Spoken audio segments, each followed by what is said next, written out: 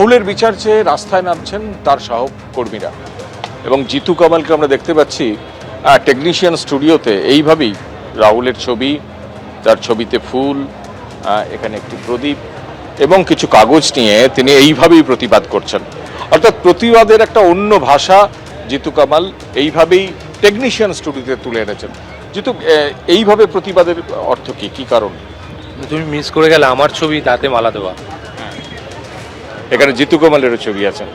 আমি রাহুল কেন ওটা আমি যেন দৃষ্টি আকর্ষণ করতে পারি যারা ফোরামের মেম্বার, যাদেরকে আমি 16 তারিখ বলেছি একটা প্রোডাকশন হাউস যার কাজ করতে গিয়ে আমি হসপিটালাইজড হয়েছি, আবার আমাকে ডাকা হয়েছে ওই প্রোডাকশন হাউসে যে শুটিংটা শেষ করে যাও, যেখানে 2-3 মাস আমাকে ধুলোবালির বাইরে শুটিং করার কথা ছিল। ওই একই জিনিসের মধ্যেই আবার ফেলা হয় যেখানে আমার সেক্রেটারি উপস্থিত, সে কোনো উচ্চবাচ্য করলো না। সেই প্রোডাকশন হাউস শেষের দিন তার সমস্ত ক্ষোভ উতরে দিল আমাকে গালি দিয়ে। আমি দিনার দিন তখন করি, দেখুন একদম একদম দিনার দিন 16 তারিখ আমার করা রয়েছে সেটা। আজকে 4 তারিখ আমার সহশিল্পী দাদা চলে গেছেন, কোনো রিপ্লাই আসেনি। আমি অনেক তাবর যারা অভিভাবক বলি আমরা, তাদের ফোন করে গেছি, দাদা একবার কথা বলতে চাই, কেউ কোনো কথা বলেন। আমি আমার এই বক্তব্যের মধ্যেও লিখেছি যে আমাকে যদি ইন্ডাস্ট্রি ছেড়েও দিতে হয়, প্রচুর ইন্ডাস্ট্রির প্রতিভাবান অভিনেতার সঙ্গেও তো এরকম হয়ে আসছে, সেটা যদি হয় আমি নিশ্চয়ই চলে যাব, কিন্তু লাস্ট পর্যন্ত লড়াই করে যাব। যে ধান্যকুড়িয়ায় শুটিং করছি আমরা, ধুলোর মধ্যে আমাদের শুটিং করতে হয়, কিন্তু কোনো কারণে আমার শ্বাসনালীতে ইনফেকশন হয়। আমি সেদিন সারা দিন বলেছি আমার অসুবিধা হচ্ছে, আমার দপদপ করছে। বিকেল 4টের সময় বা 5টার সময় আমি ব্ল্যাঙ্ক আউট হয়ে অজ্ঞান হই, এবং ওইখান থেকে আমাদের বিশ্বনাথ বসু প্রোডাকশন কোনো দায়িত্ব নেয়নি, আমাদের সেক্রেটারি দাঁড়িয়ে ছিল। বিশ্বনাথ বসু অ্যাম্বুলেন্স করে আমাকে পাঠায় আরএনটেগড়। আমার প্রায় ঘন্টার দেড়েক আমি সেন্সলেস। অ্যাম্বুলেন্স করে আমি পৌঁছই আরএনটেগড়ে, ভর্তি হই, আমার শ্বাসনালীতে ইনফেকশন পাওয়া যায়। দেন প্রোডাকশন হাউস থেকে বারবার করে ডেট চাওয়া হয় যে আমাদের শুটিংটা শেষ করো, আমাদের লোকেশন পড়ে আছে।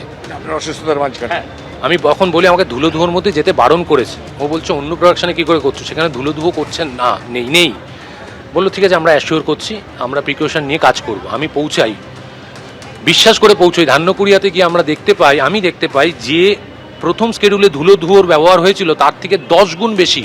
এখানেও আমার সেক্রেটারি উপস্থিত, তিনি মুখে কলুক, তিনি বলেওনি একবার যে আর এইভাবে নিও না ওর শর্টগুলো। মানে না, আমার ফোরামের সেক্রেটারি।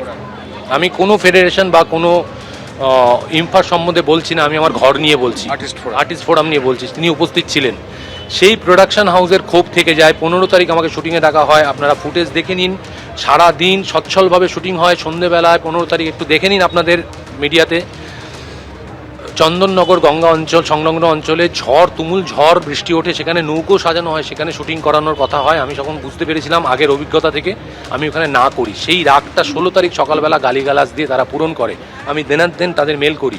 আজকে 4 তারিখ রাহুলদা চলে গেলেন, সেই দিন এসে আমাকে জানাতে হচ্ছে তার এখনও মেলের উত্তর আসেনি। এবিপি আনন্দ, এগিয়ে থাকে, এগিয়ে রাখে।